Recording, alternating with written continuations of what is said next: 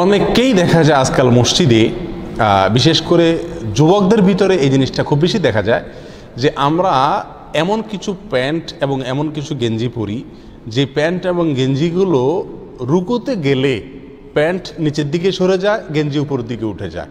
ফলে দেখা যায় যে তার যে অংশ, শরীরের যে অংশ নামাজের ভিতরে ঢাকা জরুরি, সতর যেটাকে বলা হয়, সেটার একটা উল্লেখযোগ্য অংশ খুলে যায়। মাজাতে বেশ কিছু অংশ খুলে যায়, মাজাতে দূরের কথা, বরং বলতে গেলে পাছার অনেক অংশই দেখা যায়। তো এসব ভাইদের নামাজের কি হবে? উত্তর হলো তাদের নামাজ হবে না। উত্তর হলো তাদের নামাজ হবে না।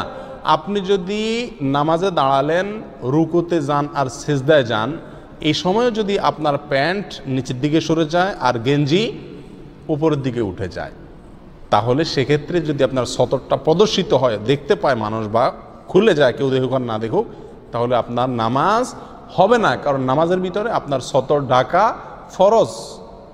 নামাজের ভিতরে সতর ঢাকা ফরজ। আর পুরুষের সতর নাভি থেকে নিয়ে হাঁটু পর্যন্ত এবং কাঁধের উপরও কিছু থাকবে।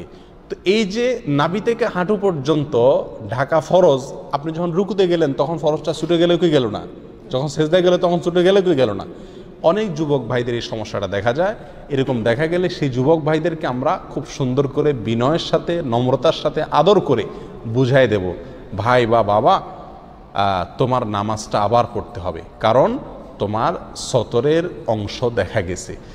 নামাজ পড়তে আসলে আরেকটু লং গেঞ্জি, আর একটু লম্বা গেঞ্জি পরে আসবা, যাতে করে রুকু সেজদা গেলেও মাজা বা পাছার কোনো অংশ বের হয়ে না যায়। এই সমস্যাটা প্রকট আকারে আজকাল মসজিদে মসজিদে প্রায় সময় দেখা যায়। আমরা বেশি টেডি, বেশি আধুনিক সাজার জন্য প্যান্টগুলো এমন পরি যে এগুলো নাভির নিচে ঝুলতে থাকে। পারলে পাছার কিছু অংশ দেখা গেলে বোধহয় আরও বেশি আধুনিক হয়। যত নিচে নামে তত বেশি আধুনিক। কি আশ্চর্য কথা! যত নিচে যায় তত বলে আধুনিক। মানুষ উপরে উঠলে আধুনিক হওয়ার কথা, এখন আজকাল হলো যত নিচে নামে তত আধুনিক।